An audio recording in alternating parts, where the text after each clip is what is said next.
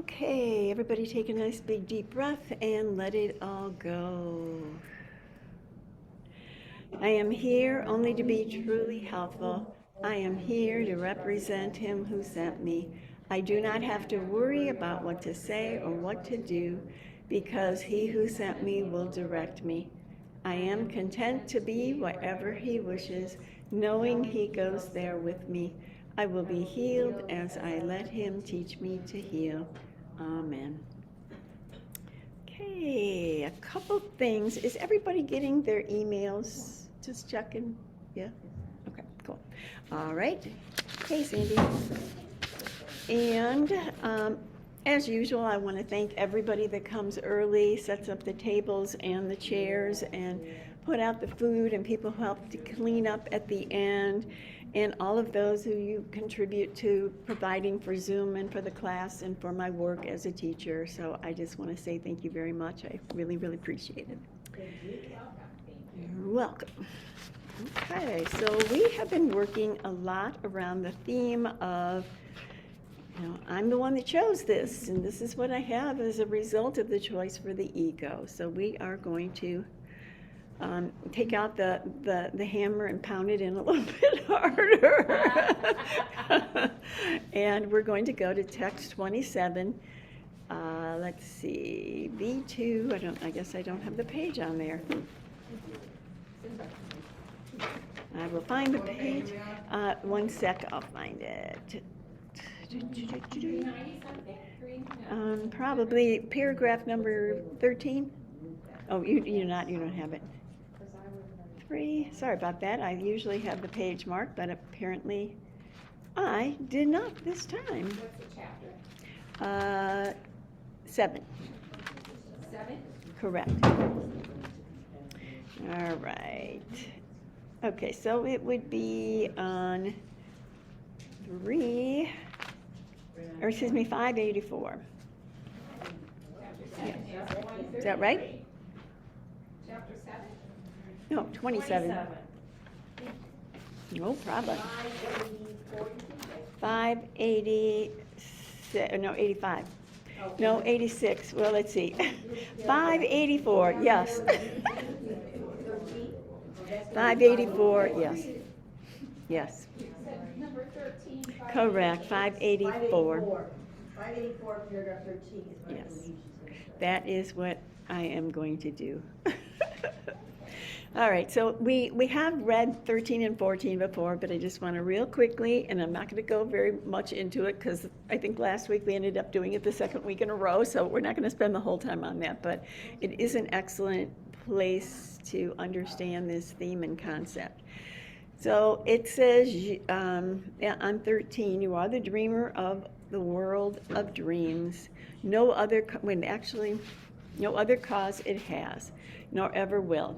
Nothing more fearful than an idle dream has terrified God's Son and made him think that he has lost his innocence, denied his Father, and made war upon himself.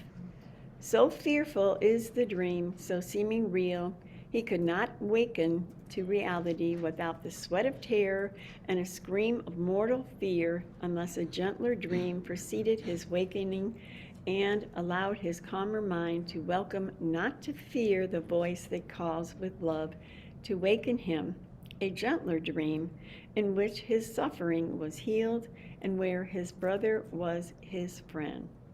God willed he waken gently and with joy, and gave him means to waken without fear. Now, actually, this wasn't the section I was talking about, but we're going to go with this. And I will read through all the paragraphs that we're talking about. So this is actually quite a unique paragraph in that it is trying to help us understand that despite the fact that we think we unequivocally want to go directly home, and, where's God? I'm going to run over there and be with him and get with him. And why in the world is this so challenging and so difficult? It seems like it should be a no-brainer. I'm in misery here. Let's go home. All done. And yet, why is it we keep choosing to go back to the crazy dream? And this will actually help to answer that question. with that first line. And before we go on, we have a new person. Would you like to share your name and how the heck you got here? Well, my name is Robert, and Okay. I'm friends with Mr. Burt here. Oh, so okay, that's how excellent. I've heard of All right, great. Well, we're so glad you're here, Robert. Thank you for coming. In fact, at the break time, we'll go around the room and say our names. 584. Yeah. So you are the dreamer of the world of dreams. And the Course talks so frequently about the idea that this world is a dream and that we're the dreamer of the dream. And what we see in the world is the dream that we're dreaming, depending on if our mind is aligned with the ego or our mind is aligned with the Holy Spirit. And since the moment of the separation, where we took the idea of, I wonder what it would be like if I was God, basically, and I was in control. From that moment on, when we took this seriously because we were too afraid to go back to God, this became our dream. We forgot this dream existed, and we've been living from the thought system of guilt, sin, and fear, believing we killed off God to exist. And so in order to tolerate that, because we were too afraid to go back to God, we projected into the world this dream. And in this dream, there's lots of characters. And just like your nighttime dream, there's lots of characters in your dream. And when you wake up, where do all those characters go? They were all in your head. And when you wake up, they all disappear. Well, the very same thing occurs in this dream here.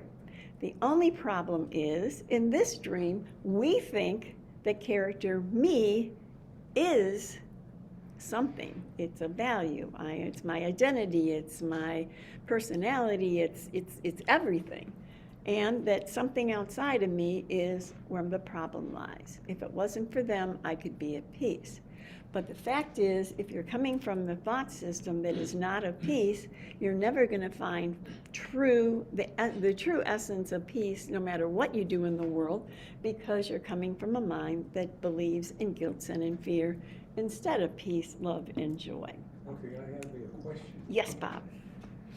If the last few months, my nighttime dreams, Hmm. they have been terrible. Okay. I'm working and doing all kinds of stuff.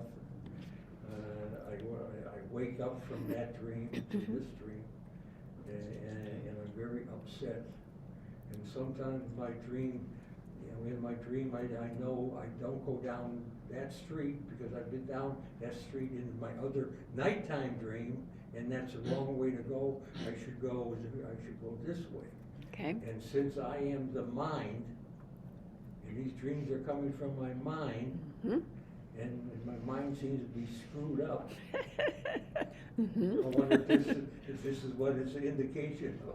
Well, Bob, my understanding, and I did a little dream interpretation throughout the years, and my understanding is sometimes our dreams try to tell us the story that we aren't catching in our daytime dream. So it is emphasized again at night, and oftentimes, as you said, you've had a couple dreams similar to this, it repeats itself to get our attention. And so it's telling us what we can't accept in our daytime dream. Well, a lot of times in my nighttime dreams, I can't find out where I park my car. I just seem to come over and over. Yep, yep. And in other dreams, I say, no, it's not over there. I looked at it over there before, so now I gotta look over it. Yep, yeah. And I kind of think maybe my car represents my body. It does, yes, correct, yeah. So what does that mean? Well- I can't find my body. Well, That good? think about it from the perspective of the Course. Maybe it's trying to tell you that you're looking with your body to find the answer. And the answer isn't in your body. Your answer is in the mind. Perhaps that might have some parallel with it. Well, I'm not aware of it. Well, I understand. This is what I'm doing. Right, yeah. And I have also found, because I, through the years, have had reoccurring dreams, and it's been very interesting. When I get to the point where I heal whatever that dream represented, they don't come back again. It's like they go through their cycle and then they're done. So, yeah. Hi, how are you? Yeah. Well, also in dreams like that, I wake up exhausted, I wake up so like more frustrated when I think I'm gonna go to Right. sleep and have a good, I'm gonna go to bed and get some good sleep. Right. And so when I wake up, I'm exhausted and angry. Those kind of dreams make me very angry when I can't find something. Right, And sure. that gives it I guess that's a motivation then to figure out, to solve it so that Yep. I'm not so angry. 'Cause it's like it's, I guess in normal life, I don't get that angry, but in my dream, when I'm doing that, I'm really mad. Right. Well, and be aware that we are really good at containing ourselves, and we're supposed to be good people in the world and all that kind of stuff. So we have a way of kind of containing our control of who we are in the world. And so sometimes in our nighttime dream it comes out in a way where you can't push it down like you would that ball under the water, and it's coming up and bouncing around. Yeah. But it has such a physical. Oh, element yes, to it. yes. Like I've been Well, working all night. Yep. And And I wake up exhausted, like what, Right. and Right. I'm just so angry, like why couldn't I figure that out so I could finally sleep? Well, and I think you did well to think, okay, so this must be sharing something with me or telling me something, and maybe I can examine this. Yeah, go ahead. And wouldn't it also, this is what's coming up for me, is the futility of searching for something out there. Oh, yeah, Right, of course, yep. yeah.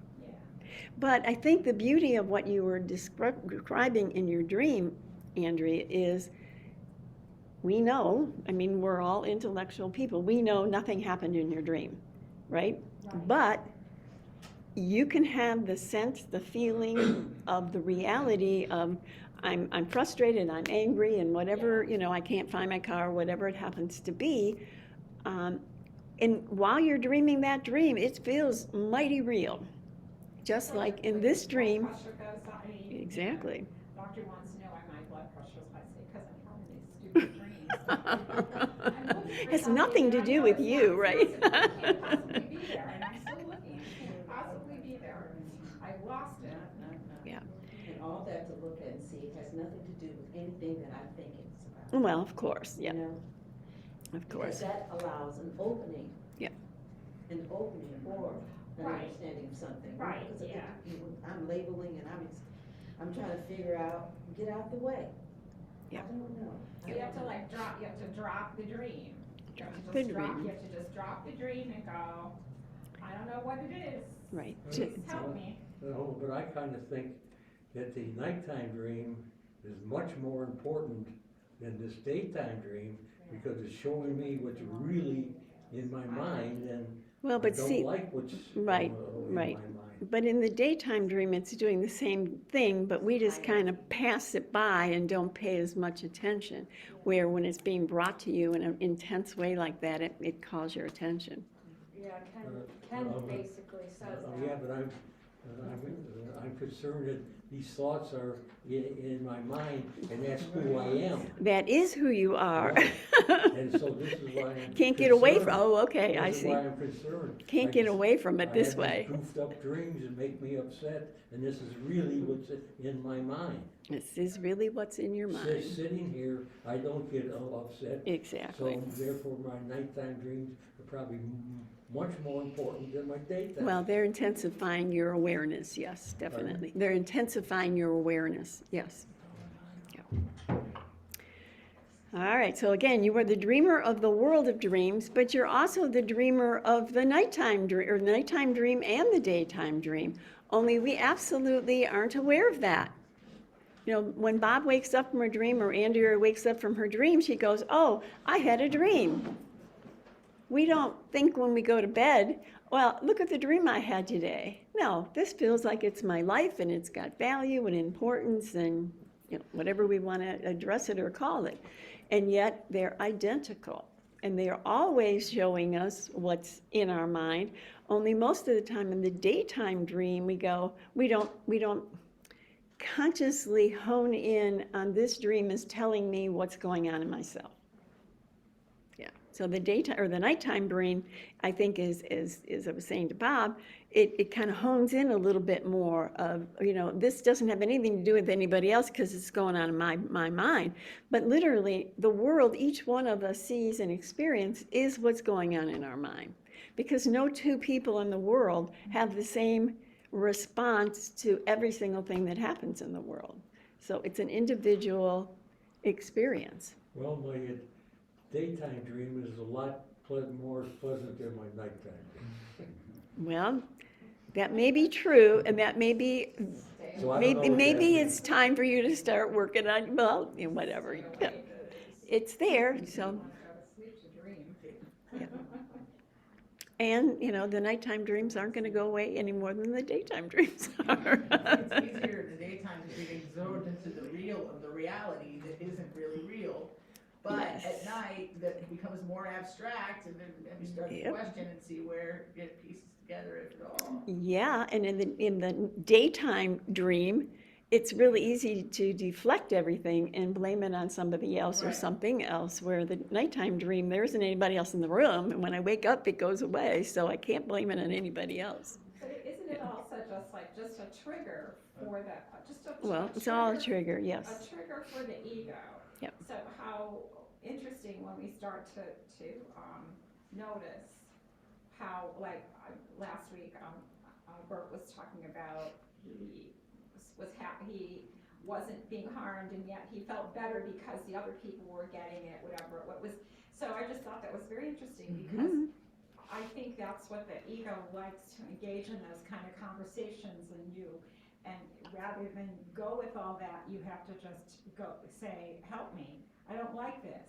I mean, Exactly. it's interesting how, I think well, especially like talking about the dreams or not dreaming or whatever, that you're engaged in this endless conversation about what happened and why, and it's a shock to see how involved you are in both sides of the question. Yep. But still, has nothing to do with the actual work of the Holy Spirit. It has just to do with how the ego wants to chop everything up and Yep. deliver it to you on a different plate or something. Yep. And get you riled up about it.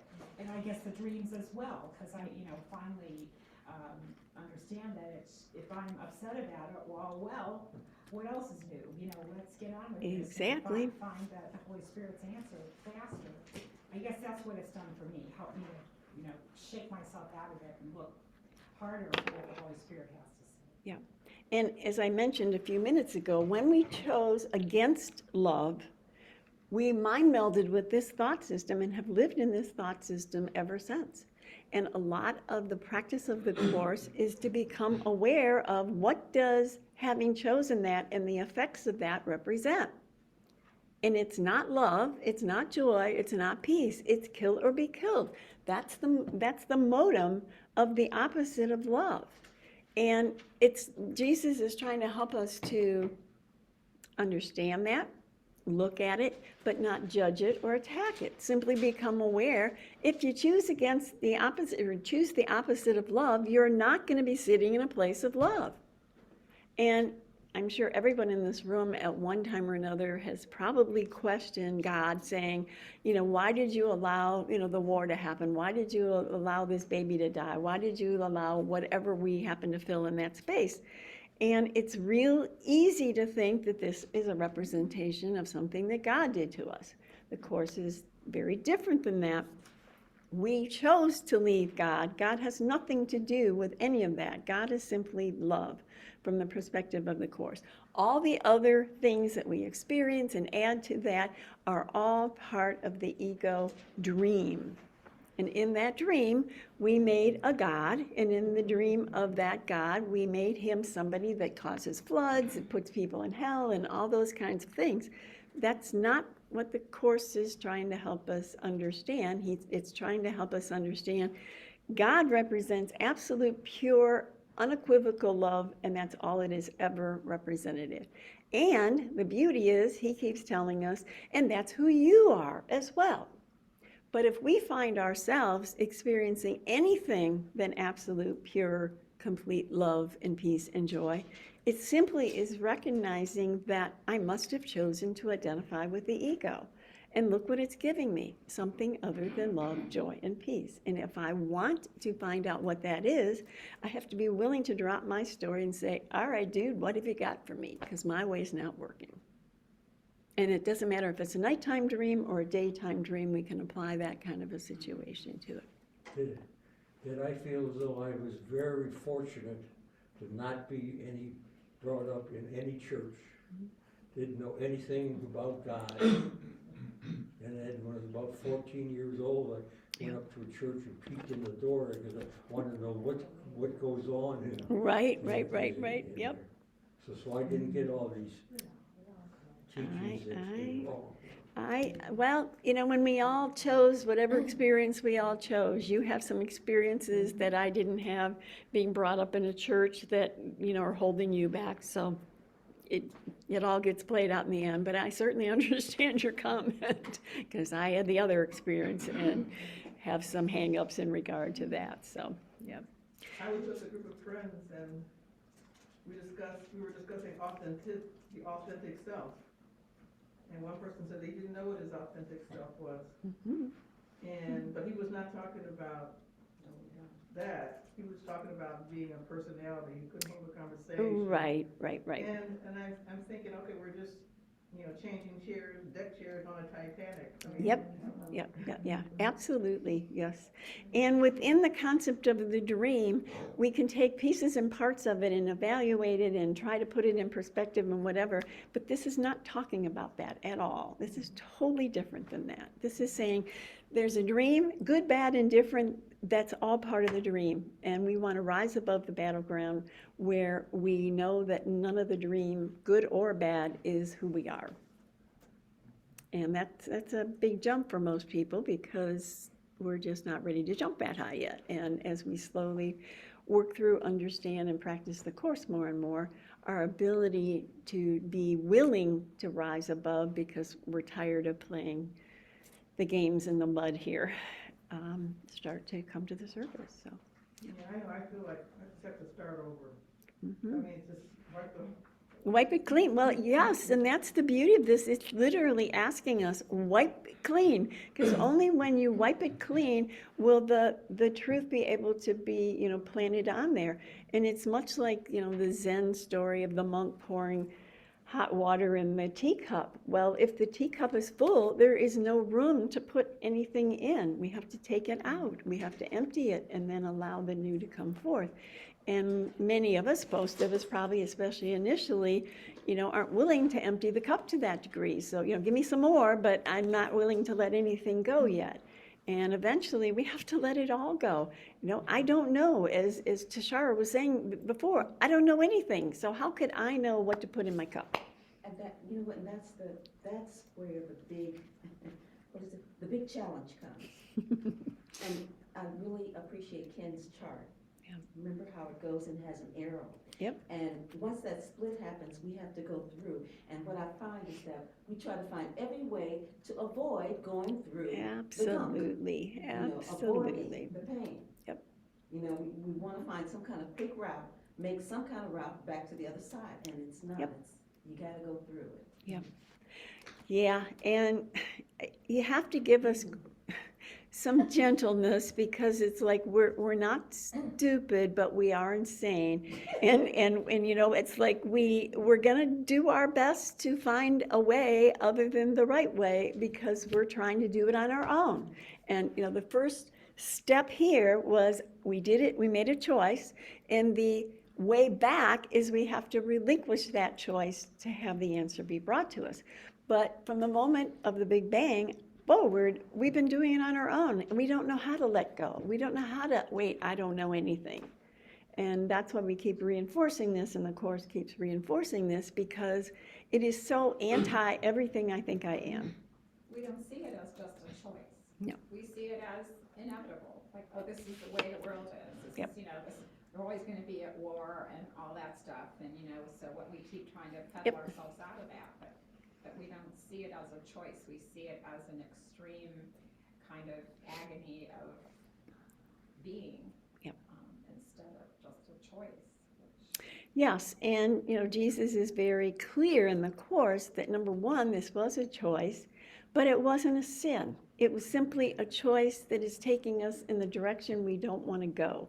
And it's much like if you're on the way to Florida and you're driving and you left from Cleveland and you start seeing signs that say enter Canada, you know you made a mistake and it's time to go back if you want to go to Florida. And that's all this is saying. You made a mistake. Okay, so you made a mistake. Get back on track. That's it. Well, what we do is we hear that I made a mistake and I must be a bad person and oh, I can't be forgiven, and we do that And the map is all fucked insanely. up. Yeah, yes, and we exhaust The ourselves. navigation did it. Yeah, So, yes, try to find some right, way, yes. exactly. Not me, it's not, you know, Yes. yeah. And as we I wanna take begin responsibility. to progress in the practice of this, as we understand it more and more deeply, we'll simply go, oh, I made a mistake. And then clear, just like on a tightrope. Okay, I went too far. I got to straighten up. I went too far. Straighten up. That's it. What we do is we go a little far and then we go, oh no, I'm really stupid. And then we're on the floor bleeding. And then somebody has to drag us back up and put us on the thing. And then we have to start rebalancing and starting all over. But slowly, it'll dawn on us, I don't have to go through that any longer. That's not a But it's also value. very difficult to leave go of this Oh, world hugely. while you were in the world. Absolutely Because hugely, you can't Bob. really I leave don't- it go because you gotta Well, do certain things Well, in the then world. that's true, But but the it's the beauty of mind. The course for me is I don't let go of this world. Right. That's been my experience.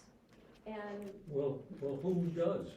the practice, Right. When you keep doing it. when I keep doing the practice, it just falls away. Slowly but surely it falls away. And I wasn't here last week, but I was listening to the meeting, and Bert brought up the snake and the stick story. I found that so helpful. He saw something in the water he thought was a man-eating snake, and it turned out to be a stick. And what came up for me, and I've heard this story, many other teachers have the same teaching. Byron Katie calls the snake a rope. It's a rope, and I think it's a snake. Right. What came up for me was so helpful, because what came up was, I don't know it's a stick until I get close enough and look at it. And that's what I want to do with my ego thoughts. I want to get real close and I want to look with Jesus. And that's when I see that the snake is a stick. Yeah. And it's always a stick. Right. Always. I know, sometimes it's a snake. I know, but my story about the snake is what the ego's telling me, what I'm Yep. listening to. It's gonna hurt me, it's gonna, I had the same thoughts around snakes. I see snakes all the time when I spend a lot of time in the park. I used to be terrified of them. Now it's just like, A it's snake. a snake. It's no different than seeing any other animal out there. And, Well, and, and the whole, Well, if you pick it up thinking it's a snake and it bites you, what, It's still your story. What's the biting mean? It's hurting me, it's going, I'm gonna die. I mean, all of those thoughts that come are gone, it's all future. and feeding some kind of illusion of something that Right. has nothing to do with anything. And I love the Byron Katie teachings is, she says, loving what is. If that's where I am and bringing things, I'm having to, it's not me, but embracing what is. If I'm thinking it's a snake and all that, and how can I engage or connect? How can That's you my make a brother. connection? Yes. Yeah, that's my brother. Too, I was told by someone in the room something about me and germs, and I'm a germphobe. Yes. The facts are. Yes, I play a role of a germaphobe, and it was real clear, it was interesting hearing it come from this particular source, but, the germs are part of the brotherhood, you gotta make peace with them. And it's true. true. Yeah. You have to make, well, I Yeah, mean, dogs, germs, whatever. Snakes. Squirrels. sticks, Spiders? all of it. Yeah. Stop giving me the visuals, I don't want the visuals. Okay. And there are people on the planet that are beyond fear that could be sitting with a dangerous wild animal and not be harmed by them because they know it's not real. Now, I'm not there, not suggesting anybody goes out and does anything like that, but when you really are connected, the laws of the world don't apply any longer. In fact, there is a place just like that, what you're talking about, it's called the temple, it's a Buddhist temple, and what they do is house tigers, full-size, live tigers. Yeah. And it was started by someone that says, if there's Buddha nature, it's in everything.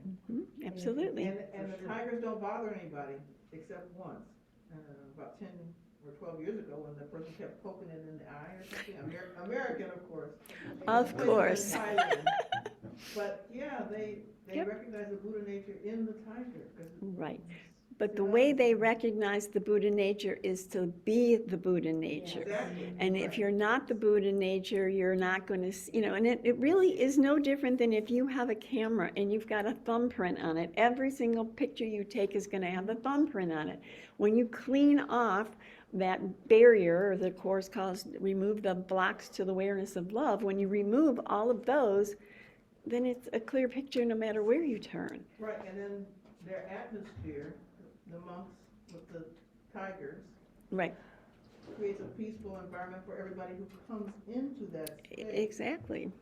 So they can, yes, right.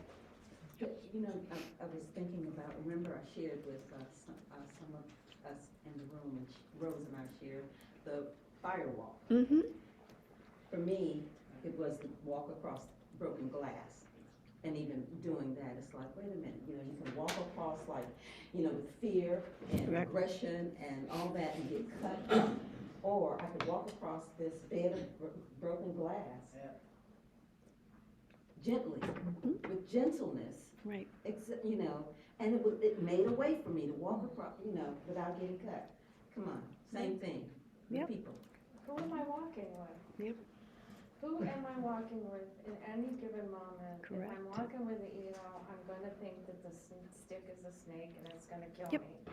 Yep. If I'm walking with the Holy Spirit, everything I see is my brother, everything. And having said that, which is absolutely correct, how do I want to say this? Don't challenge yourself if you don't really believe that. In other words, if you just go, oh, I'm really tough, I'm reading the Course and I'm going to do this, and it's not coming from you as a healed entity under that circumstance, you're trying to prove that it's wrong on some level, basically. Yeah, for me, that's where the practice takes me. That's where the practice takes you, yes, exactly. I don't get there. I don't walk out in the park and think, I'm just gonna sit here and think of everything that I see as my brother. That does not work. No. No. That does not work at all. No, but the invitation, show me that this Yes. person is my brother, is a whole nother story, yeah. If I were there, I wouldn't have been afraid of the snake, Right, exactly. of the stick. No, the stick. But the point being of that is that where did the fear go when you realize it's not a snake, it's a stick? Well, and see, that's where my point is. You got up close and you looked. Yeah, and so You where could have did the just fear ran and go? thought, And what did I do? I didn't do anything. right. Where does this come from? So if I need to rewind it, if you could, a little Sure. bit. Please. You said that the daytime dream and the nighttime dream, that I am the dreamer of the dream. Correct.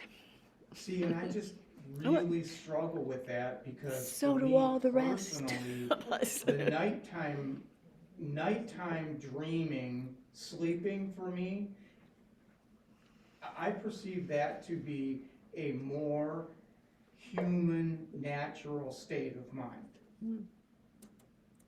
Even when you're having a nightmare? Well, I'm much closer to my true nature when I'm sleeping than when I'm awake. But have you ever had a nightmare?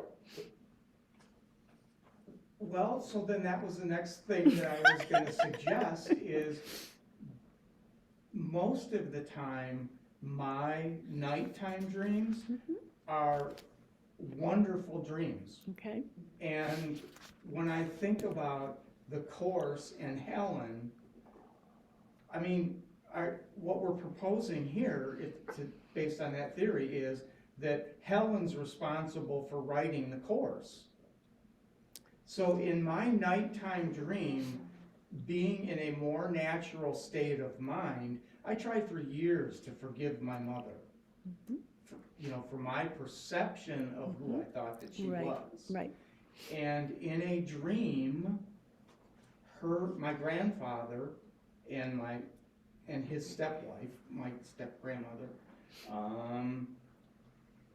there was this beautiful wheat field, and we came up over the hill of this wheat field, and when I saw the vision, it was my grandfather, me at about 5 years old, and my grandmother. And I woke up from that dream, and 70% of the angst from my mother was gone. Nice. Because my vision was that I realized what it would be like to be parented by her parents. My And understanding. that she was only doing the best that she could. Right, exactly. But I didn't feel like that dream came from me. No. I feel like it was channeled like the Course Okay. from the field. How he came through Helen. Yeah, but so then that's where I have trouble with the Course when it says there's Helen nothing. decided, So like the One stick day and the you'll be snake, happy I to need know do that. nothing. But think about the dream as a way that you could accept a healing experience. That it wasn't, and I know you use the word source, meaning something outside of you. I'm taking that as how you describe that when you say that word. Yes, my fundamental belief, where it is that I really struggle being here and being in the Course, is I believe that there is, like the universe is the brain, is a brain. Okay. And I have this brain, but on very rare and odd occasions, the universe, the brain, like what I perceive to be Helen, channels certain things through me. Okay. Like my drug and alcohol addiction, then giving up my mother. I don't feel like I had anything to do with those dreams. Okay. So the Course would basically say, in regard to that what happened was an aspect of Bert was willing to see something different, and it came through in a way that was non-threatening to you. So think about the Holy Spirit is the part of your mind that remembers who it is. It's, and even in the Course, it does make it sound at times that the Holy Spirit is something outside of us. But literally, the Holy Spirit is simply the part of your mind that remembers who it is versus the part of your mind that doesn't remember who it is. So you just got to have a wonderful glimpse of what that was for a few moments that made a total shift within your awareness of who, your relationship with those people in that situation.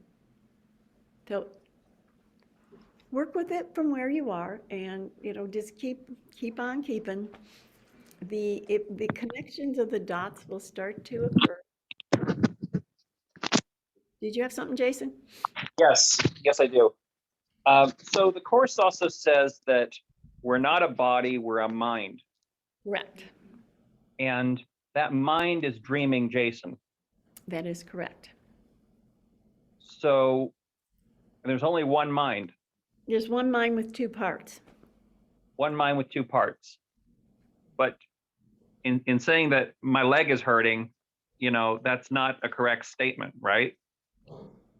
Well, in the experience of who you think you are at this moment, which we are not supposed to deny, you believe you are a body that hurts. But from the perspective of the Course and a more ultimate source, we're puppets. So the puppet doesn't have a pain. The mind that believes it's the puppet has the pain. And it has the pain because it's identified with the ego. Or the body's neutral. And the body's neutral, yes. Right. So, What he's saying, that from what I understand or what I've read, and my fundamental belief is, the only thing the universe knows how to do, this mind, this field, whatever this thing is the only thing that it knows how to do is say yes. And so it will say yes to anger, bitterness, and hate, because there must be something in that for you at that particular time. Or it will say yes to love, and I am the chooser.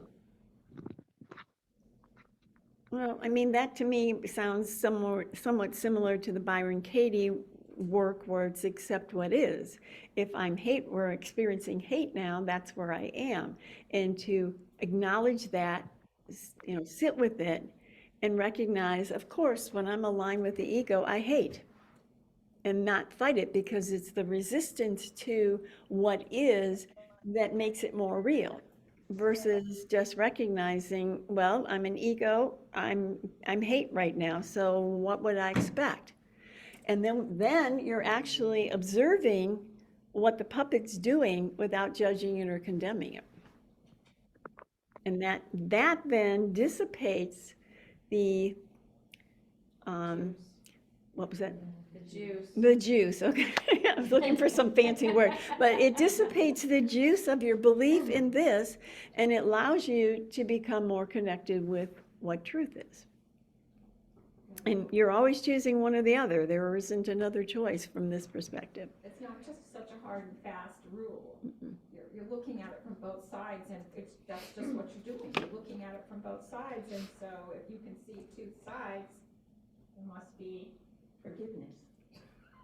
Yeah, there you go. Perspective. right. Forgiveness, There's right? two Right. sides to the story, but to get to peace, you have to rise above that. Right. What I'm saying is, what we're talking about now is duality, and whatever this field is, whatever Jesus, the mind of God or whatever, it's one thing. And so we're subscribing or to be this one thing. But we're doing it in a dualistic way. You have to come So through that. now, if you really, if I were to really believe that there is no separation and there is only this thing, then I have to believe that the only thing it knows how to do is say yes.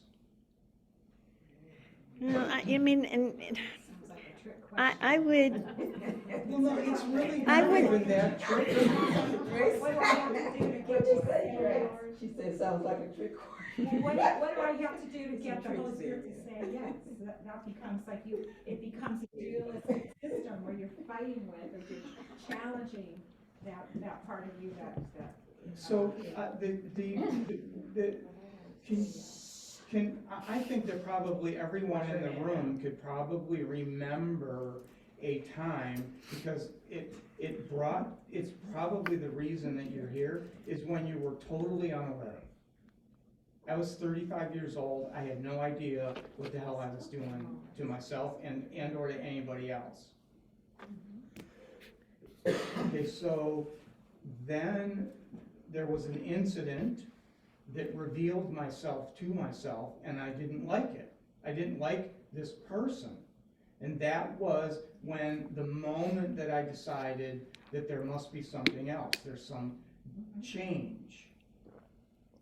So I think that your whole answer to your question lies in that experience, how it came about.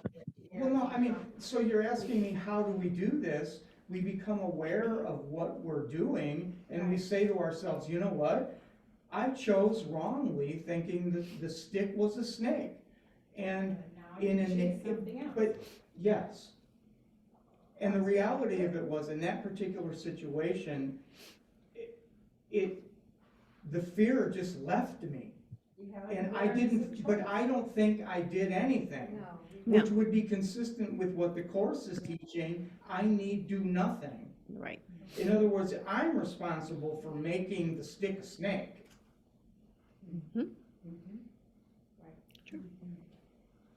Right. And processing all the feelings that are behind it as soon as you realize it's a snake, and you put your own self through a mind fuck. And then you feel the emotions of, I'm an idiot, I feel so stupid. Well, And all yeah, yep. those, right? And that's part of the process, which is going through the gunk you were just talking about earlier. Well, in to part. me, it's a perfect description of the process. I'm upset, and for whatever reason, and when I, start to calm down, I look at the thoughts. What am I thinking? What am I believing in this moment? And then I realize the thoughts aren't real.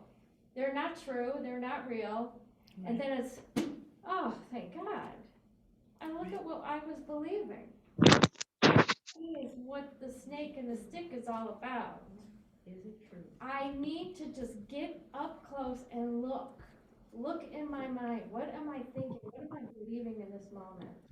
Yeah, so Andrea's question was how, and There's no so how. it's like Ask for help. first That's how. have an awareness to what's going on, and then realize that I'm the creator of this dream, and I can dream I can make a different choice. But in the meantime, in the confines of what I think the Course is teaching and this no thing, I just think there's this thing out there, and all it knows how to do is say yes to anything. Well, I mean, I hear what you're saying. To me, love is total acceptance. 100%. Right. When am I not doing that? That's Right. what I want to pay attention to. That's what's going to get me over here. Because Tashara brought up Ken's chart. Ken's chart starts down here Right, and goes it's got a this big circle. way. It's too big to put in. That's how I go. That's how I get over there. I got to go through the ego mind. I have to go through the ego Okay, mind. Rose, I love you. Know I love you. But. Just let me ask you this question, because, I do, I respect you. And your opinions and thoughts. And nobody else's? How, Wait a minute. Wait, nobody else's? Wait, time to go that So, way. like, I see myself being 35 years old, and the amount of time that I spent in anger, bitterness, and hate, relative to the amount of time that I spend in anger, bitterness, and hate now, Right. and it's significantly reduced. And that's progress. So are we making progress? That's, Yes, Ken says absolutely. that's progress. That's Yes, still you. absolutely. Let itself be true, right? Yeah, you said it was progress. Right. I just choose again. There you go. Simple as that. If I don't like my situation, But I choose my again. experience, Bob, is I'm not choosing. I'm not choosing anything. This is a puppet. How can a puppet choose? But this puppet also has a mind. And also the Course also. The mind is watching the puppet. The Well, puppet, well, regardless, where does a bad experience come from? The same place. So I say, I choose. there's no bad experience. It's my interpretation of every experience that I have. Is it bad? If I think that it's bad, I'm listening to the ego. Right. That's all the information I need. And so I choose again. But I'm not doing that. For me, that works. I Yeah. hear you. I choose again. Yes. And I have two choices. And if in one choice, the only other choice I have is to choose God. I hear you, Bob. And that, for some reason, I leave go of the bad situation. Well, Rose, so now I'm confused because, like Bob, I have to become aware that I've chosen wrongly and tell myself that I can make a different Are choice you in order to making switch. yourself aware? Well, if I'm unhappy, Are I you chose making wrong. yourself aware? No. That's There close. you go. Where does awareness come So, from? okay, so that's the same thing that I'm talking about, the nighttime dream, that I'm tapping into this field. I believe that the field of all possibilities is what told me that the perceived snake is a stick. And the only thing that changed relative to the angst revolving around my mother was me. Sure. Right. But it came from I don't know where it comes from. I mean, the Course is telling me that's the Holy Spirit. And my experience of doing the practice is the Holy Spirit's a reminder. And all I know is I'm being reminded more often. Okay, so how do you switch? It's not an analytical process for you? It comes from wherever? It just shows up. Okay, all right. And the more I ask Jesus for help, the more it just happens. Right, and that's what Bob was saying when he said, just choose differently. He's asking Jesus. So that's his form of saying that same thing. And every time we rise above the battleground, if I'm observing what's going on in the play, I'm not in the play. I'm not playing the part of Bert at that moment. So that literally is the healing, because I'm either here or I'm here. If I'm here, I'm reinforcing the illusion. When I rise above and observe the illusion, at that moment, I'm healing it. And I don't know if I have that. Yeah, last week I said something about Wayne Dyer and quoted him where he said, "We defend for our defenses," and I brought that to the table. Well, I'm at home and I don't know what's going on with me, if I'm thinking about whatever, but I came to the realization that I didn't, when I say we, I don't include myself. As if, what I'm saying is, you all defend for your defenses, but not me. Watch those, right? And so what happened was, I realized, wait a minute, I defend for my defenses. Defenses do. But I don't know where that came from. This is what I'm talking about. Right. It just shows up. Right. And I'm in the bathroom taking a shower. It You know, Right. doesn't I'm matter where like, you're at, yeah. But again, those moments pop in because in those moments, your resistance to getting the healed answer is available. The Course says every time you ask, the answer is given, but you won't necessarily see the effect of it because to have the reflection of that effect would bring you more fear at that moment. So somewhere down the road, you're taking a shower, you're walking in the park, or you're driving your car, and bam, here comes this, where did that come from? I didn't ask for that. Well, you didn't ask for it at that split second, but you've been asking and working on this for, X amount of years. And so now it presents itself, and, that's a reflection of the choice that the Course talks about as the holy instant. So, Bam, there we go. in my experience of it, I know you all, so you don't do anything, there's nothing done. Right. And in our way of thinking, that what I've noticed, my experience is the humbling or the quieting and allowing the space, the opening, okay? Yeah. For something, and it's repeatedly says in all its takes, you can do that. You can take a moment and just stop, shut down, Yes. and open, Yes. okay? For something to come through. That's my experience. And the only time that can happen is when I am in that space of nothing.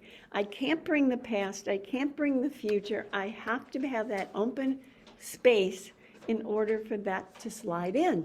Because as long, and I give this example, this is what life is here on planet Earth. I'm the center of the dream, and there's all kinds of stuff that catches my attention.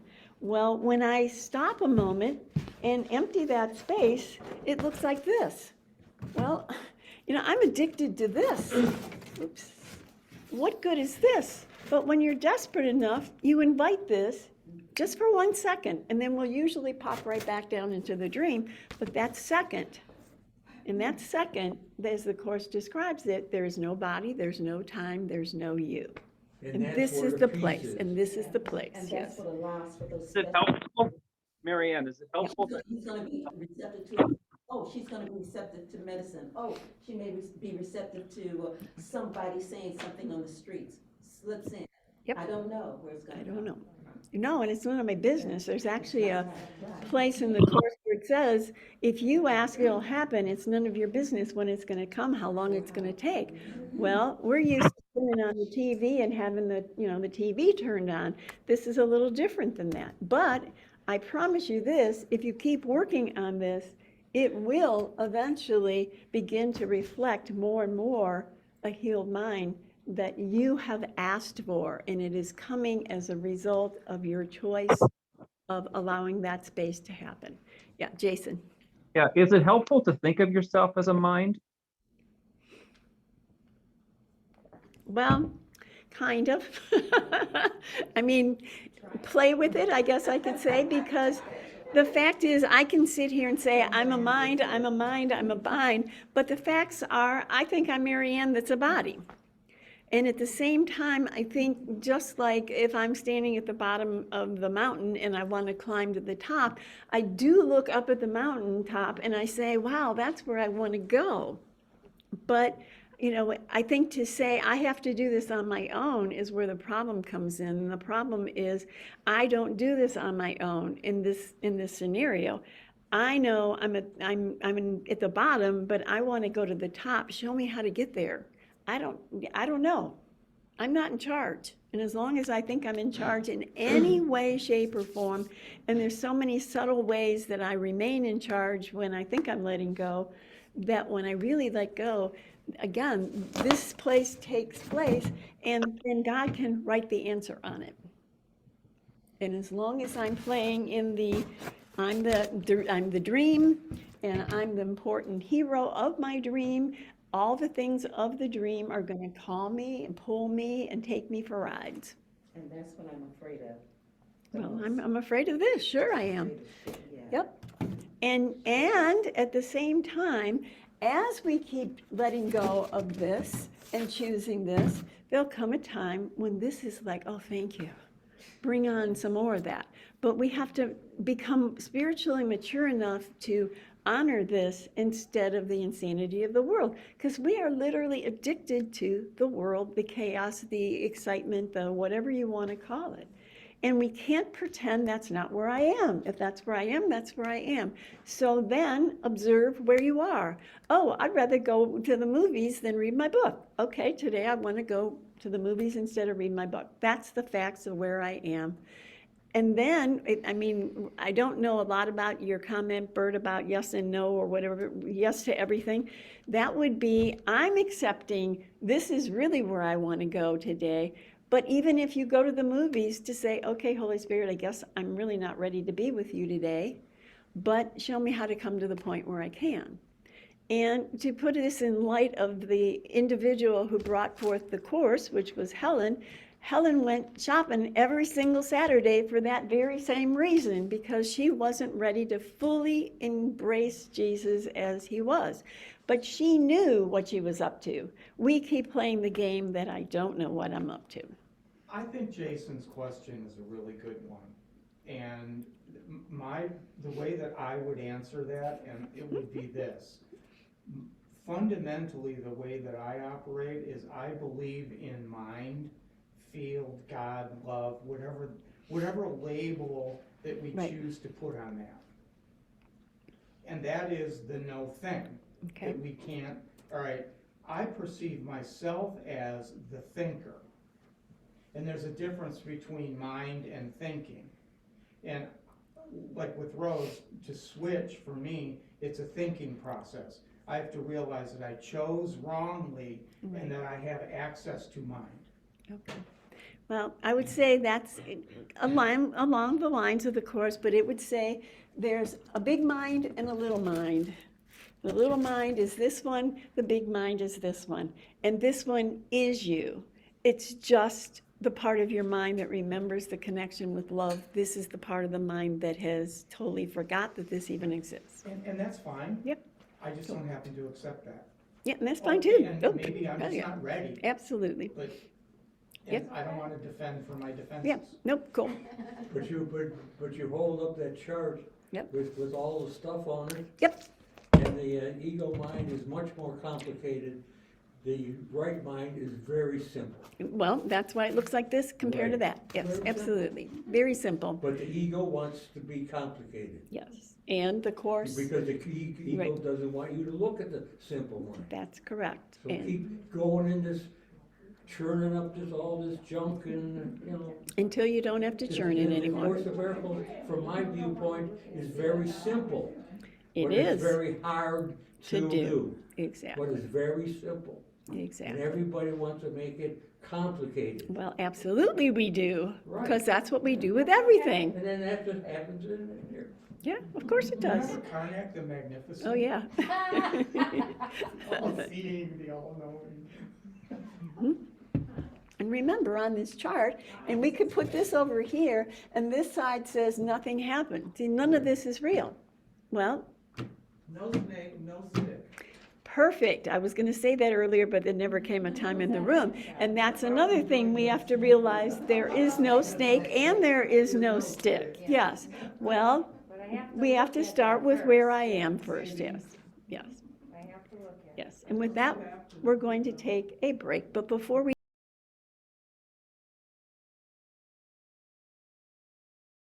here. All right, so we are on paragraph 13 on page 584.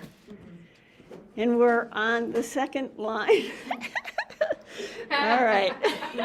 Moving right along. Yes, and I have to read the first line again, or the second one won't make any sense. So you are the dreamer of the world of dreams. No other cause it has, nor ever will. So Jesus is emphasizing and trying to call our attention and remind us we're the dreamer of the dream. That's the crux to this. Nothing more fearful than an idle dream has terrified God's Son and make him think that he has lost his innocence, denied his Father, and made war upon himself. And I'm going to chop that line up a little bit and just address each part of it. Nothing more fearful than an idle dream has terrified God's Son. So what Jesus is trying to say is that we have had an idle dream, and the word idle means, it's not really, we're just sitting there, nothing's happening.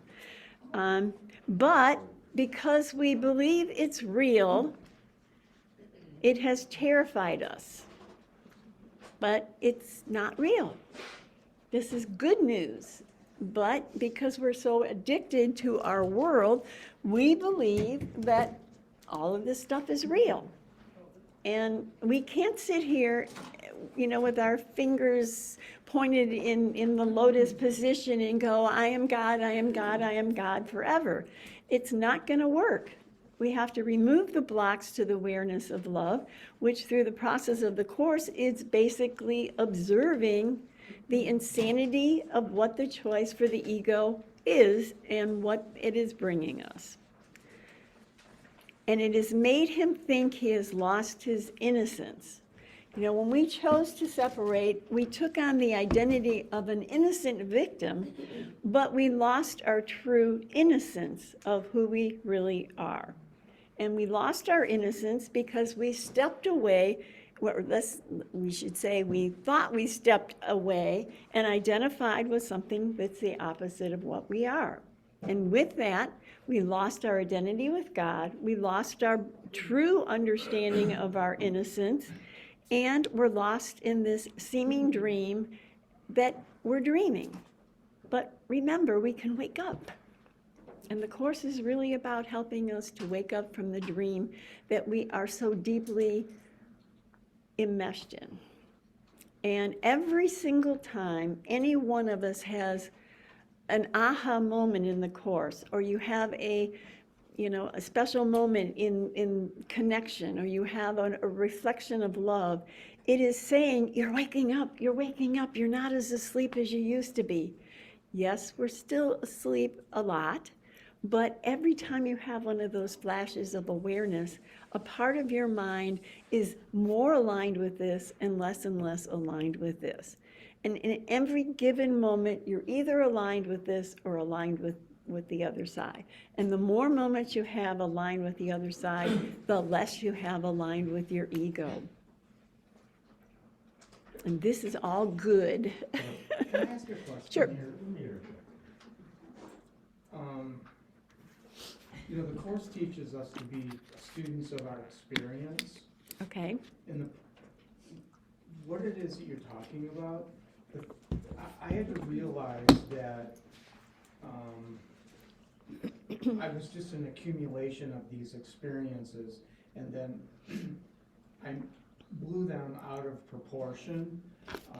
My interpretation of the experience and the actual experience were two different things. Right. And then the next phase that I went through is I blamed myself for doing this to myself. And which only served to compound the problem. Exactly. So the first, now I need to remind myself that it's not my fault and get rid of the blame so that I can move on. Okay. If that makes Excellent. any- No, yeah, absolutely. And I think the progression that you described is exactly what the ego does. And as I said before the first half of the class, if we really understood, we made a mistake and then I can come back. And, just like the tightrope, I just, bring myself right back. But what we do, just like you described it, is I first of all blame it on everybody else. The Course says you're responsible, so then we take all the guilt on ourselves. I must be the bad guy. And then we wallow in our pain and guilt that way. And then eventually we realize it was just a silly mistake and we can go back home any moment we choose. And God is not up there with a big whip or fire and brimstone or any of that other kind of stuff that we've been taught from the perspective of the Course. He is simply an absolute loving God who says, come on home, Bert, I'm waiting for you. You're going to like it better here. Doesn't the Course or Ken teach somewhere that we're basically contaminated at birth? No, we come in with it. Yes, the contamination began before the body showed up. Right. Yes, absolutely. Yeah. And the contamination is the result of having chosen the opposite of what we are. Yes. Are you done, Bert? Yes. Marianne, I just wanted to say back what you said, which I think, and I love what you said, because every time we have a flash of awareness, part of our mind is more aligned. And I think that's a beautiful statement. Amazing. Which I wrote down, because the longer we study the Course, we have those flashes of awareness. Yes, You don't we have to do. figure it out, don't need to explain it, don't need to analyze it, don't need to process it. It's like there's a flash, and as you have said, you can't even explain it. It's Nope. just a flash. And for me, that's progress. Oh, So huge I love progress. And to me, it's like, that's what I do the Course for. It's not because I like doing the Course. It's not because it's an easy course. As Bob said, it's a simple course, but it's not easy to live and process through.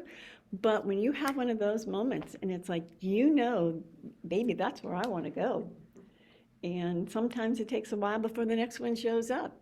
And then it's almost like priming the pump. We keep working on it, and then suddenly the effects of that priming start to show up on our lives, and they seem to flow a little bit more easily.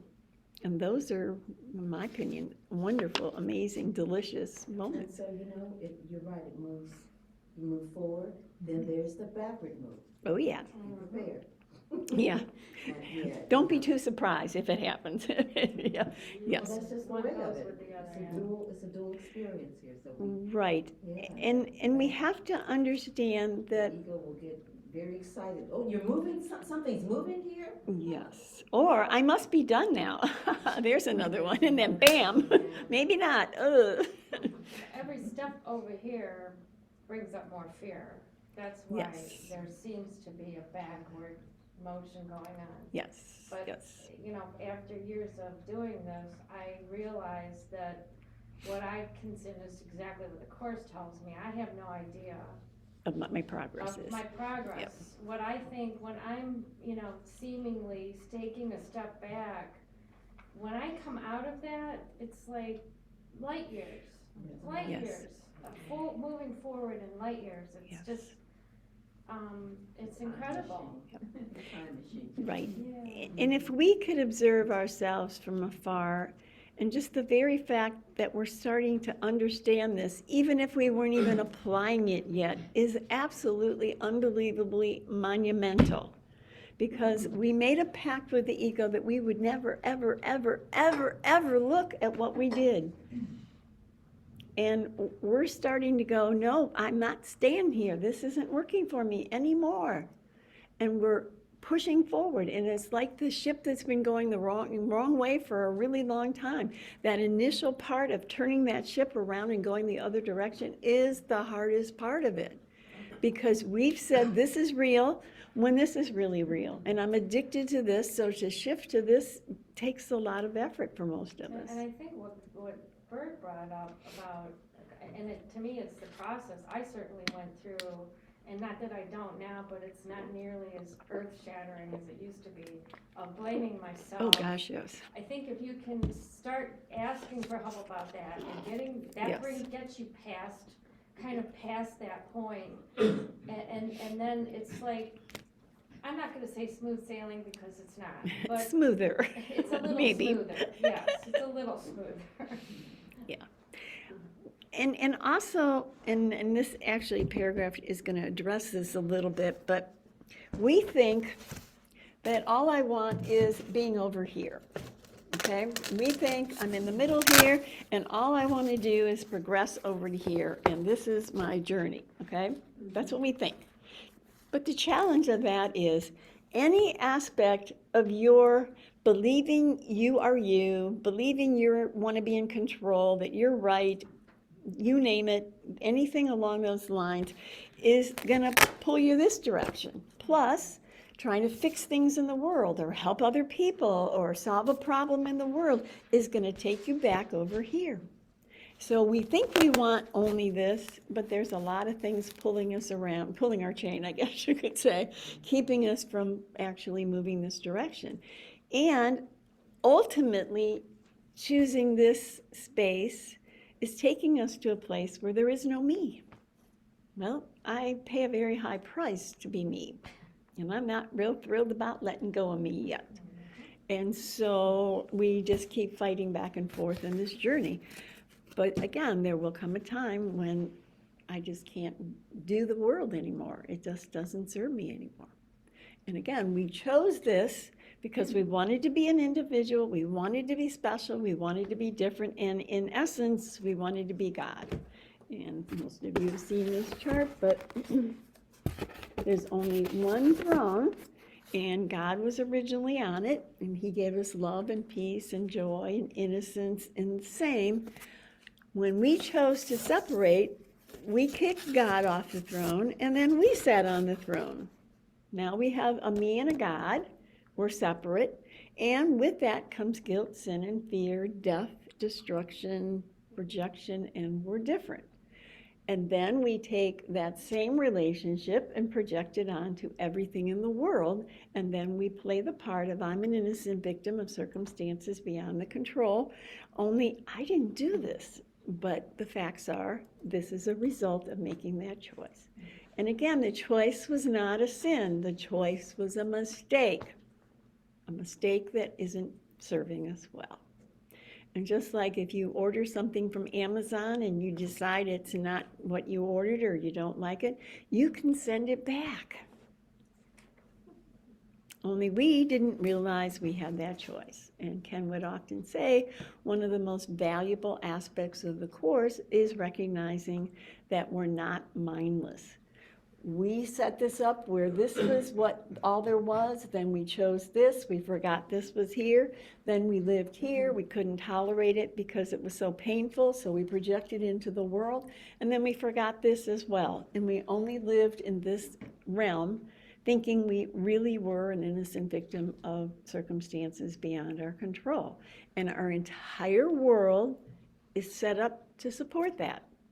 There isn't one person in this room that could not have survived unless somebody took care of you when you were an infant. So the setup is already in place. But none of it's true. Yes, go ahead. They thought I was an angel. Oh, yeah, right. We thought that of you all the time, Andrew. No, Yes. You say we made a choice, but as you just alluded to, we're born, we're not making that choice at that Okay, point. good question. It wasn't Mary Ann that made the choice. It is the Son of God collectively, because at that point there was just one. Okay, once we made that choice and we took it seriously, we thought we were bad. We'd killed off God to exist, because there can't be two-ness and oneness. It's one or the other. So we believe we killed off God to exist in duality. But with the result of that, we felt guilty, sinful, and fearful. And there's two, and now we're always fighting against the other. And in oneness, there can't be a conflict because it's impossible. So we were afraid to go home. So the way we solved the problem was we had this dream, and in the dream, I play the character of the innocent victim and make everything and everyone outside me the guilty party or somebody that's wrong. So this is the dream of this belief. And much like a movie theater, what you see on the screen isn't really there, but what the film is that's placed in front of the light of the camera is projecting on that screen. And we know you would never go in a movie theater if you didn't like the movie and start with a knife hacking away at the screen. You would go back, take the film out, and put a different film in order to solve the problem. You're born into the ego, you have no choice. But you chose to be born into the ego, and you would not have chosen it had you not had that choice. Yeah.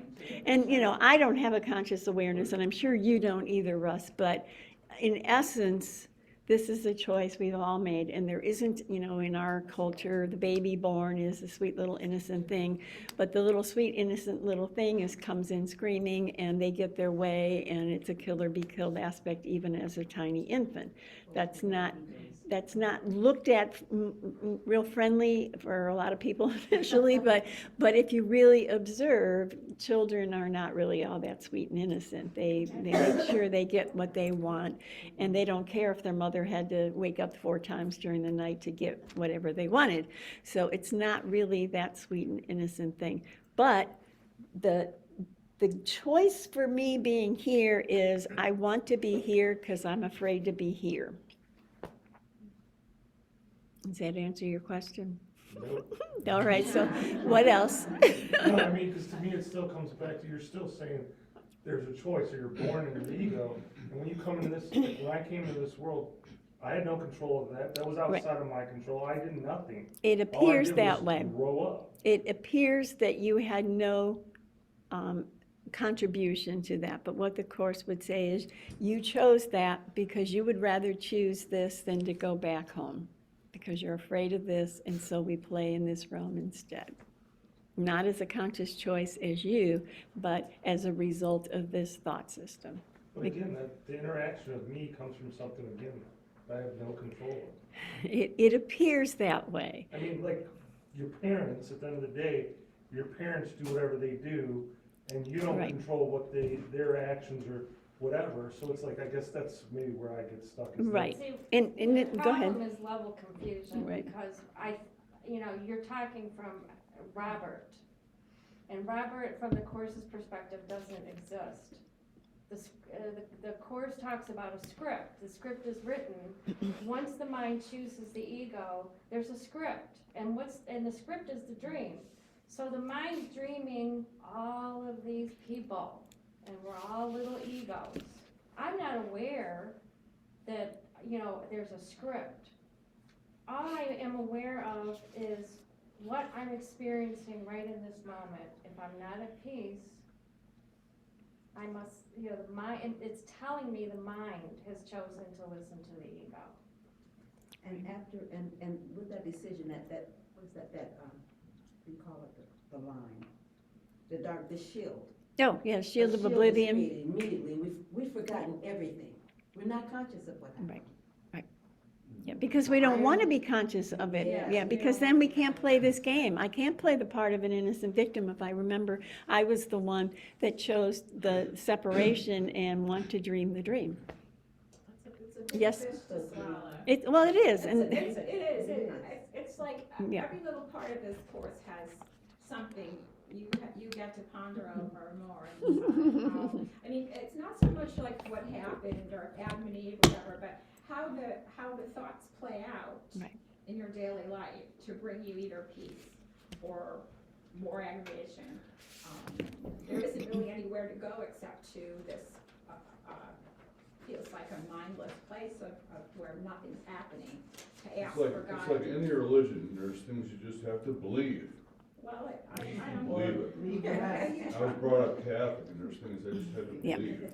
You just accept it. Don't ask questions. Right, don't ask questions, you can't explain it, you just believe it. Well, the course says that, the course says as many that questions as you need to. we can't understand The this. course says. the We course don't says. understand that. That is I know, impossible. so you believe it, Right. you just believe it. Well, we don't understand war, we don't understand Right, fights or right. anything, we don't understand that either. It's very interesting to see, they're divvied up in your head, and until you are willing to, until you feel like, God, this whole place is shit, and what can I do about it? Well, see, that's really the crux of it. When I can't tolerate this world any longer, I look for something that has an answer that I haven't gotten anywhere else. And when you're willing to give it a shot and try it, you'll get the results, and then you'll go, oh, that worked out pretty good, maybe I'll try that again. And then as you keep hearing the words and the understanding of how this got set up, why it got set up, they start to the dots start to connect, and it starts to make sense. But initially, it's like throwing out, it's like taking a baby and pretend this is a 20, I don't eat meat, but a 20-ounce steak, and you put this in front of a baby and you say, here, eat this. You can't eat that, it's impossible. So we take little pieces of it and churn it up in little tiny pieces, and we feed it to you, and you spit half of it out, and you go, that doesn't make sense, which it shouldn't, because it's the total opposite of everything we've learned. But when you hit that moment when you are so miserable and you throw up your hands and you go, I can't figure this out on my own, you're really doing what the Course is asking, because you're saying, I don't get this. This isn't working. I banged my head up on every wall in this room, and I still haven't been able to figure out how to resolve this situation. Help. And that's the beginning of that understanding of something different. And also, it's not a criticism of the baby. No. The baby's just being the baby, yeah. It's not a criticism at all. It's just like, it's like laying out this carpet of this is what happens all the time. Why? I just remember my head just getting so full of that question. Well, why is this like this? And the answer isn't in why. It's how. Yeah. Right. How did this how? Well, you have a part you play. The Holy Spirit has a bigger part that it plays. And if you can connect, get out of the part you play and get into the Holy Spirit, it becomes much more clear. Right. And it takes time. Yeah. And if you don't agree, that's perfect. Oh, by all means. I was in Catholicism, and you didn't. If you had agreed or not, you had to go. Well, I'm a grown-up now, and I didn't believe it, and I don't agree, and I'll be damned if I'm doing any more of that, and that's what brought me here. And that's what has, got me through a current shitstorm. Half of my family was just like sitting in the middle of a shitstorm going, God, where are you? Help me, God. And having the tools, having the quietness, nobody knows what's going on. How can this happen? How can this be? Well, it's not important. It's just that you can get to the source. You don't care anymore. You feel the power, and you say, oh, okay. That makes sense. All right, Bert had his hand up for some time now. Okay. It seems to me, in my vast infinite wisdom, this has been my experience of this question that Robert is proposing, and I think it's a good one, and I think I can sympathize with his position, is when I came here and started studying this, I did not want to take responsibility for making this decision. And so in order to defend for my defenses, I said to myself, I can't specifically recall a moment when I made this decision. Absolutely. But the reason I bring that up is when I asked the question about when we come here, we're contaminated. Yes. All right. So, I already have that process going on. Right. So there's a series of events in my life that occurred to me that I made decisions based on the data that I had available to me at that particular moment, and I did in fact choose to kill God, so to speak. Okay. Thought I was God, only Right. because I thought that was necessary in order for my survival. Absolutely. So these are survival mechanisms. Yes. They're not that easy to admit to. They aren't that easy to live with. Nope. And they aren't that easy to reverse. No. Because But we're so the point addicted. that I came to was when I studied cause and effect, I looked at the effects There you go. and I said to myself, who is responsible for this? Is my mother really to blame? And the only person left standing was me. Beautiful. So I did in fact do this. Yeah. But yeah. Which is why I went earlier to blame. It's just not my fault. So I'm behaving as an adult. I'm behaving from the perspective of the child as an adult. Right. Which we all do. Because it's a well-programmed system until we put a wrench in the system and then we go, wait, maybe there's another way. Right, and it's just a part of the process, and we've all heard Exactly. this, if it walks like a duck, if it quacks like a duck, I'm just a human. Yeah. It's not my fault. Gotta take it to the source. But again, think about your nighttime dreams. When you wake up in the morning, where do all those characters go? Yes. See, when we wake up from the daytime dream, officially, they're gone. I couldn't begin to reverse the process No. because fundamentally the way my brain works partially. Right. Until I had figured out that it wasn't my fault. Once I realized it's not really my fault, then I was able to move on. Right. Well, if I'm responsible for that, then there must be something else. Mhm. And I can choose that thing. Right.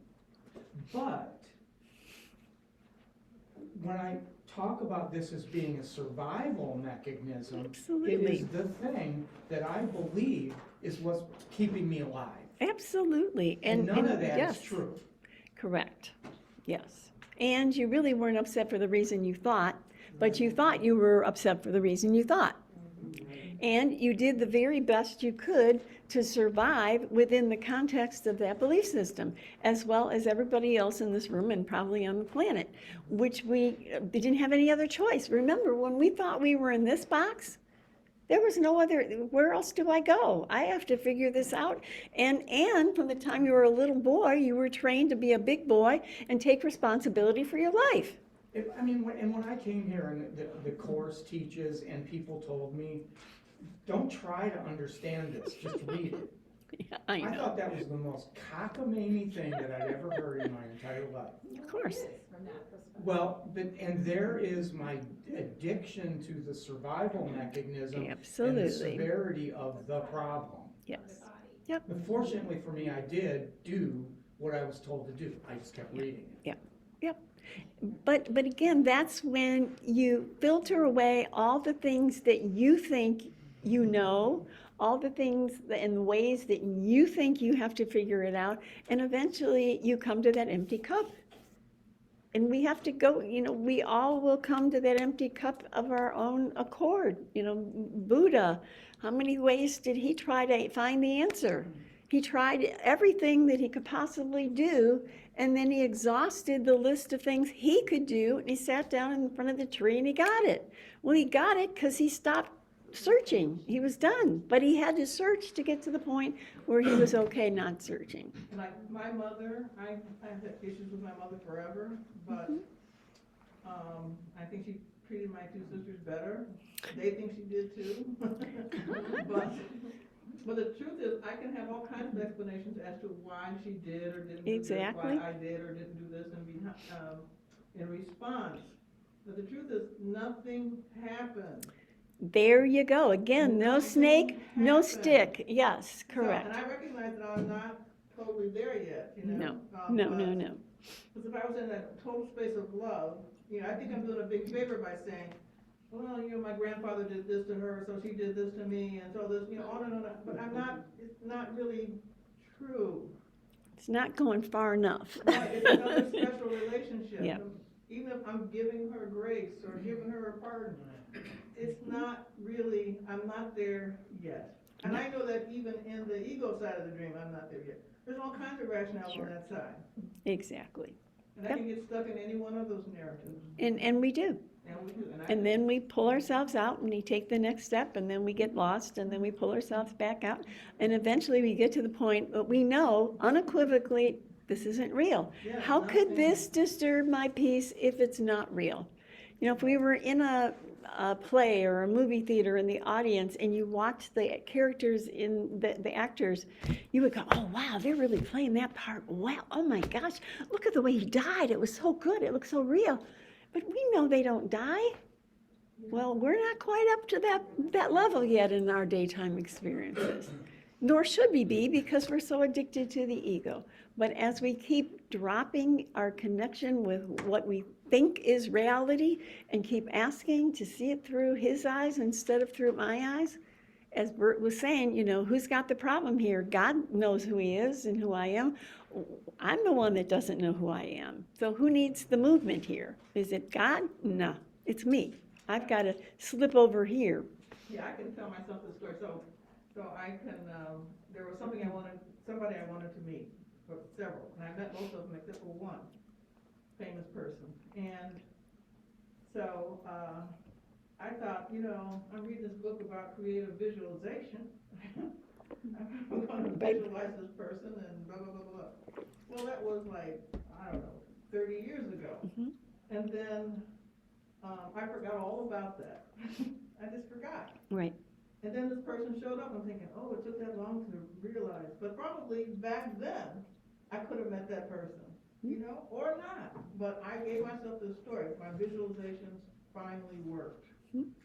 But it has nothing to do with anything. Well, and what are you now that you've met that person? The same.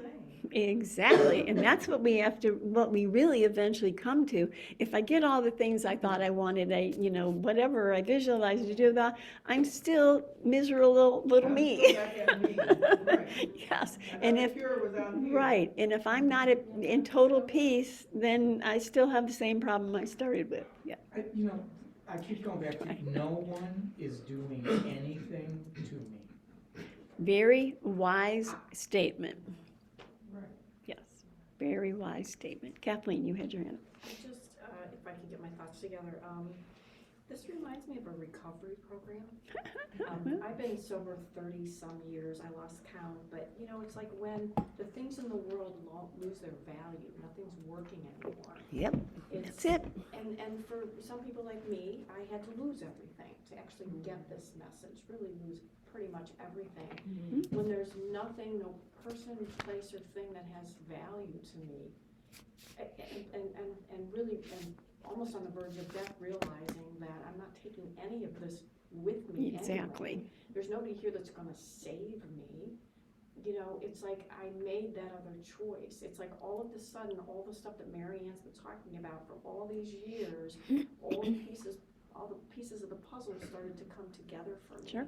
And it all started to make more sense. And it's much easier for me to let go now, to make another Yes. choice, Yes.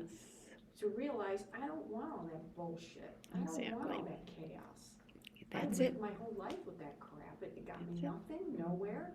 Yeah. How much more successful am I today because I was clinging on to all of the chaos? None. I'm more interested in my relationship with God. I'm more interested in Yep. realizing who I am. I'm more interested in making that choice. And like I said earlier, with all the pieces parts sort of coming together and this not being really interested in all of the chaos in the world, I have those holy instances. I don't try to have them. Mary Ann and I might be talking and there's something that clicks You can't explain it, it's just that Yep. second in time. Yep. And I feel like I'm making progress then, so, Yep.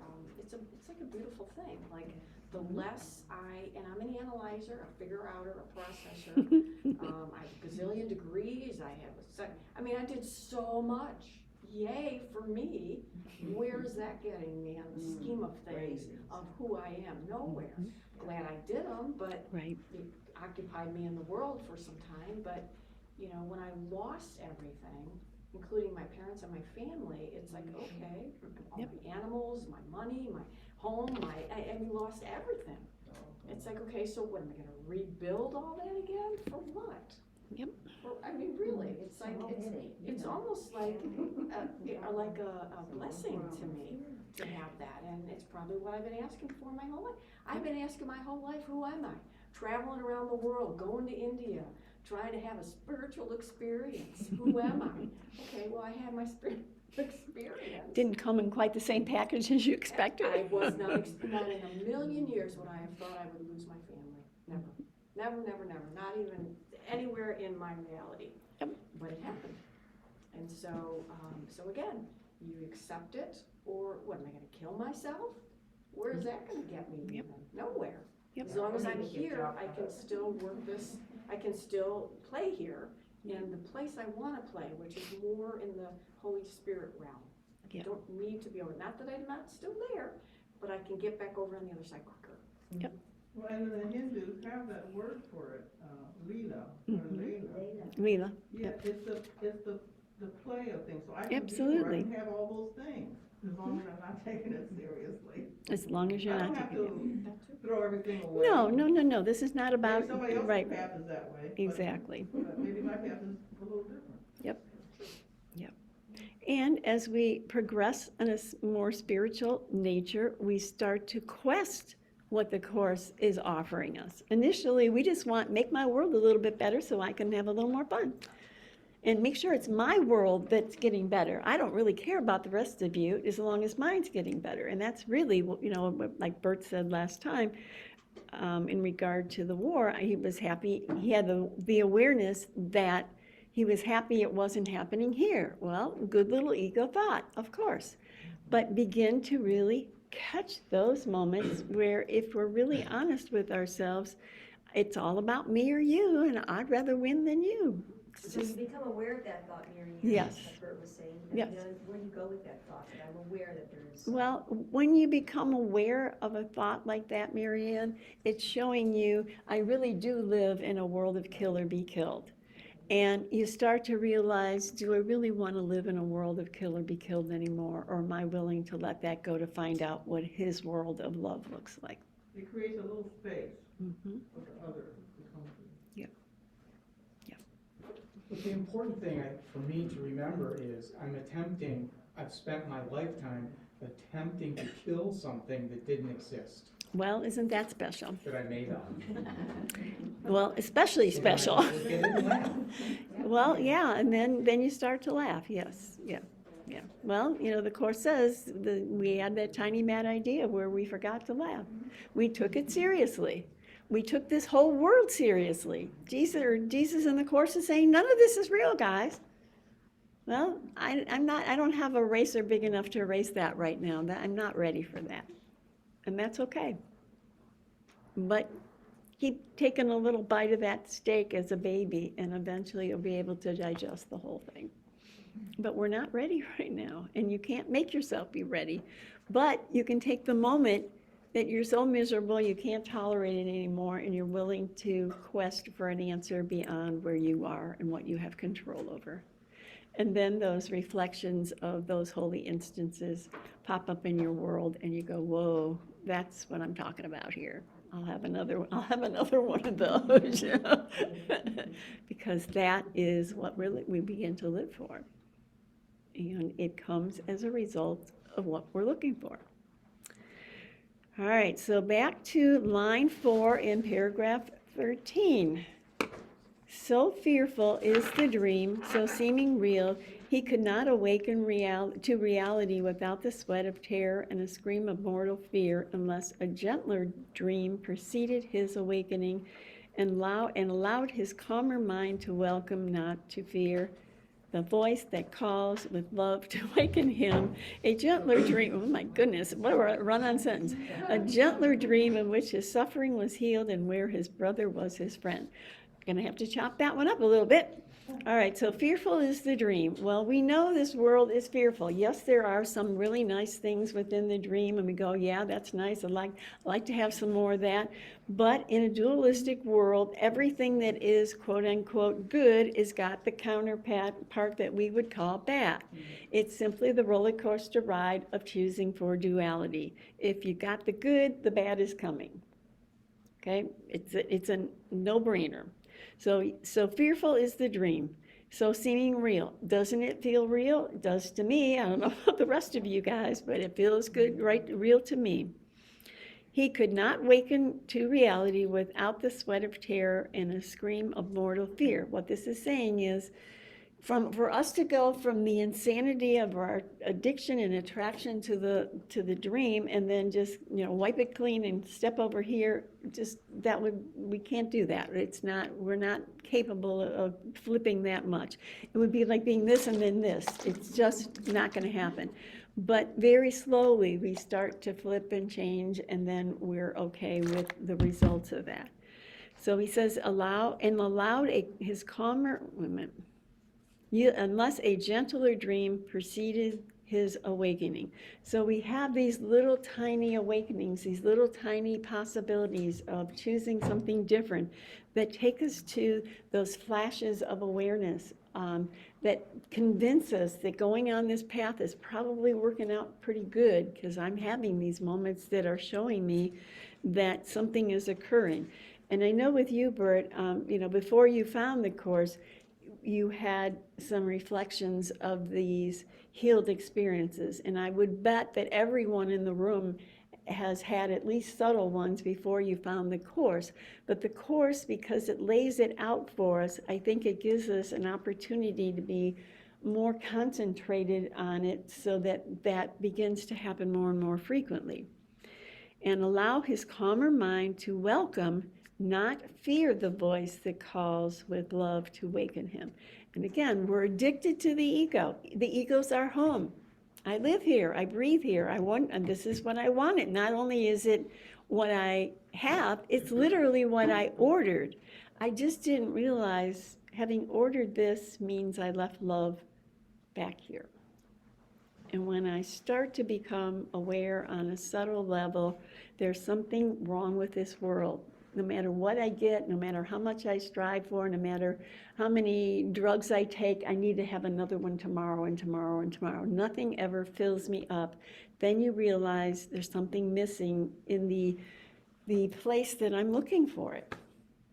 The answers aren't solved or brought to fruition through a world that doesn't have the answer of love. All right, a gentler dream in which his suffering was healed and where his brother was his friend. And be very aware, we make our brother the bad guy in this dream because we want to play the part of an innocent victim.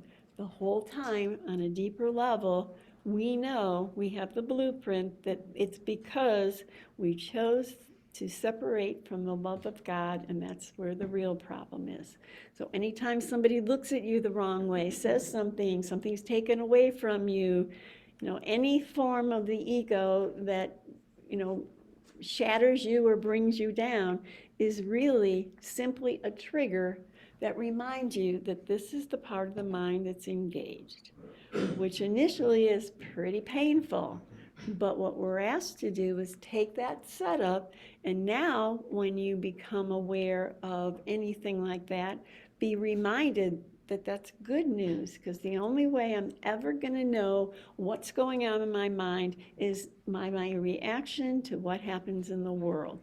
So you look at what happens in the world and you go, oh, well, your initial response will be to attack them and whatever. But as you settle down a little bit and realize, oh my gosh, that has to mean I've chosen for the ego, and now I can do something different. Before, all I had was this, there was no way out. but now I know there's another way. God willed he be wakened gently and with joy, and give him means to waken without fear. And I'm sure everybody in this room, again, doesn't necessarily feel that we're awakening without fear. At least that's not been my experience. But compared to totally ripping away the dream and putting us in bright sunlight, if we've been in a tunnel for 100 years, this is a much more gentle way. But we're very impatient and we want it now. And the reason we don't have it now all the time is because we're really not ready to have it. All right, so that's it for today, kids. Let's say our prayer and we will come back again. Does this, Yep. does this book teach everything I ask for? Yes. Okay. There's even a line says I receive everything I've asked for, something like that. Yeah. All right, nice big deep breath and let it all go. Forgive us our illusions, Father, and help us to accept our true relationship with you, in which there are no illusions and where none can ever enter. Our holiness is yours. What can there be in us that needs forgiveness when yours is perfect? The sleep of forgetfulness is only the unwillingness to remember your forgiveness and your love. Let us not wander into temptation, for the temptation of the Son of God is not your will. And let us receive only what you have given, and accept but this into the minds that you've created and which you love. Amen. All right, have a good week, and, play. Bye-bye.